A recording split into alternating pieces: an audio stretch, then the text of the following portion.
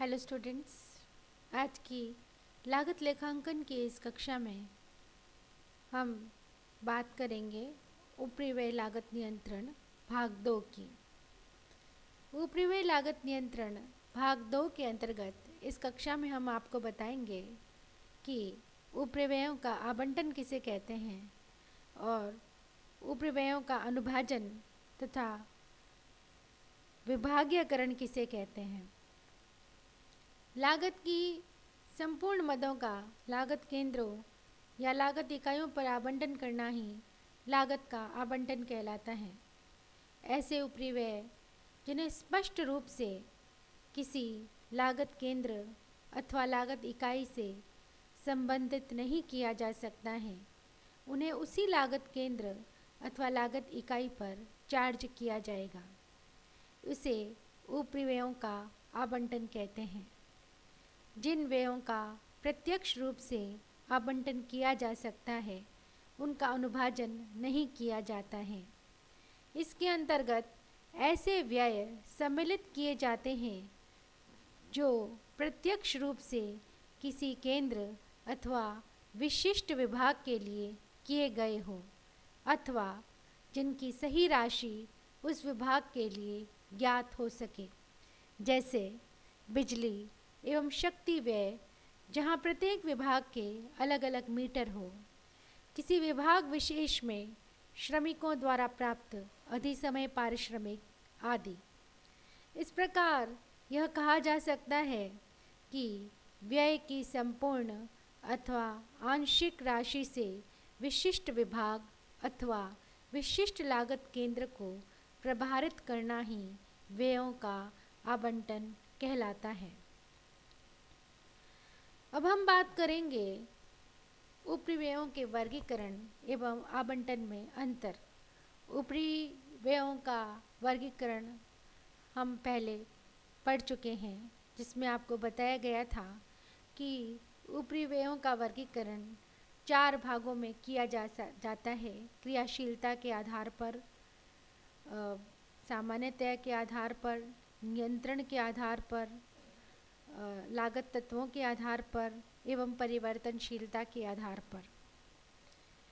लागत निर्धारण विधि में व्ययों का वर्गीकरण प्राथमिक कार्य है, क्योंकि व्ययों के वर्ग या समूह निर्धारित कर लेने के पश्चात उनको लागत केंद्रों अथवा लागत इकाइयों से संबंधित किया जा सकता है।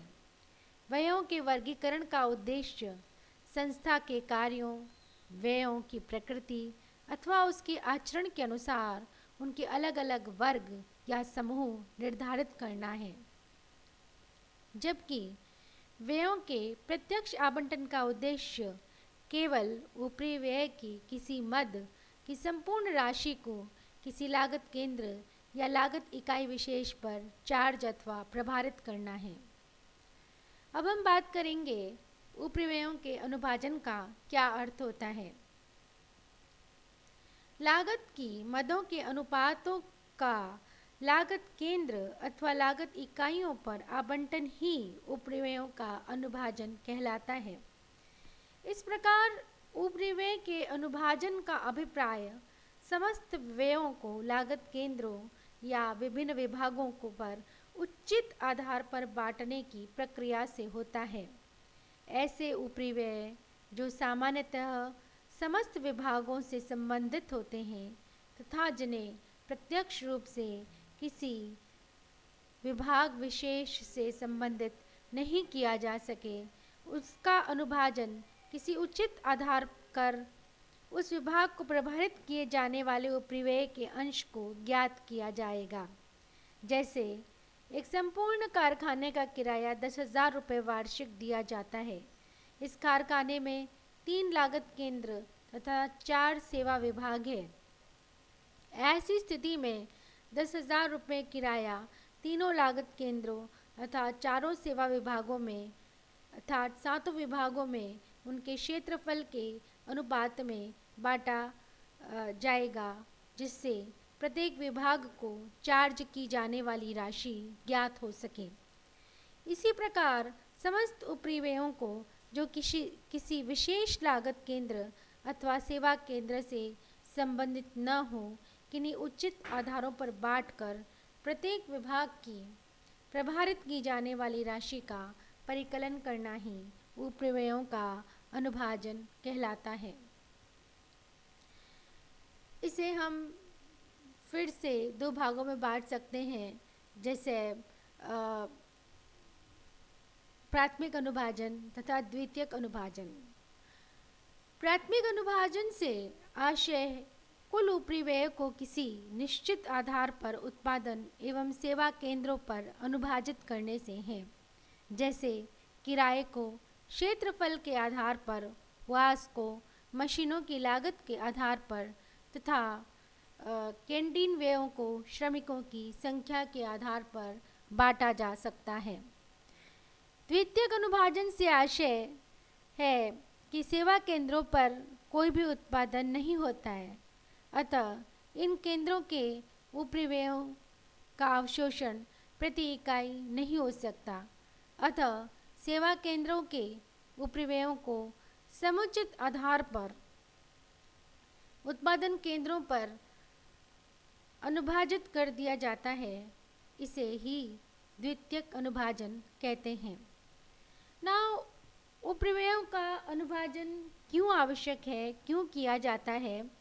जहाँ केवल एक ही लागत केंद्र होता है अथवा उपरिव्ययों का आवंटन प्रत्यक्ष रूप से किसी विभाग विशेष पर किया जा सकता है, जहाँ उपरिव्ययों के अनुभाजन की आवश्यकता नहीं होती है, परंतु जहाँ वस्तु के उत्पादन हेतु एक से अधिक उत्पादन एवं सेवा विभाग होते हैं तथा उपरिव्ययों का आवंटन प्रत्यक्ष रूप से संभव नहीं होता है, वहाँ पर उपरिव्ययों का अनुभाजन करना आवश्यक होता है। ऐसे अनेक व्यय होते हैं जिनका लाभ सामान्यतया समस्त विभागों द्वारा प्राप्त होता है। व्ययों का भार किस विभाग पर कितना डाला जाए, जिससे कि उस विभाग द्वारा उत्पादित एक इकाई की लागत में इस व्यय का अंश भी सम्मिलित किया जा सके। विभिन्न विभागों द्वारा किए जाने वाले उत्पादन की सही लागत का अनुमान लगाने हेतु उपरिव्ययों को उचित आधार पर अनुभाजन करना आवश्यक होता है। विभिन्न व्ययों का अनुभाजन करते समय संपत्तियों के पूंजी मूल्य, विभागीय क्षेत्रफल, विभागीय प्रत्यक्ष मजदूरी, श्रमिकों की संख्या, श्रमिक अथवा मशीन घंटे तथा अन्य तकनीकी अनुमान आदि को आधार माना जा सकता है। इनमें से एक अथवा अनेक आधारों का प्रयोग किया जा सकता है, जो विशेष परिस्थितियों तथा उपरिव्ययों के स्वभाव पर निर्भर करती हैं। उत्पादित वस्तु या उपकार्य की सही लागत ज्ञात करने हेतु व्ययों के अनुभाजन की उचित रीति का ही प्रयोग किया जाना चाहिए। अब हम आपको बताएंगे कि इन दोनों में अंतर क्या होता है। आवंटन एवं अनुभाजन में क्या अंतर है? उपरिव्ययों का आवंटन किसी व्यय की संपूर्ण राशि को एक विशेष लागत केंद्र अथवा लागत इकाई पर चार्ज करने की प्रक्रिया है, जबकि उपरिव्यय का अनुभाजन एक उचित आधार पर व्ययों की मदों के अंशों को कई लागत केंद्रों अथवा कई लागत इकाइयों पर चार्ज करने की प्रक्रिया है।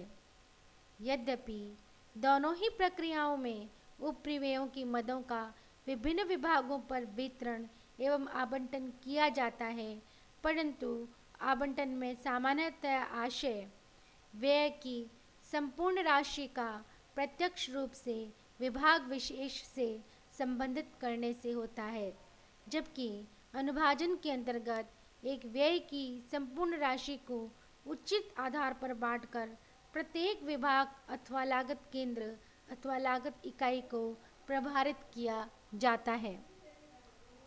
इस प्रकार हम केवल उन्हीं व्ययों का अनुभाजन करते हैं जो प्रत्यक्ष रूप से आवंटित नहीं की जा सकती।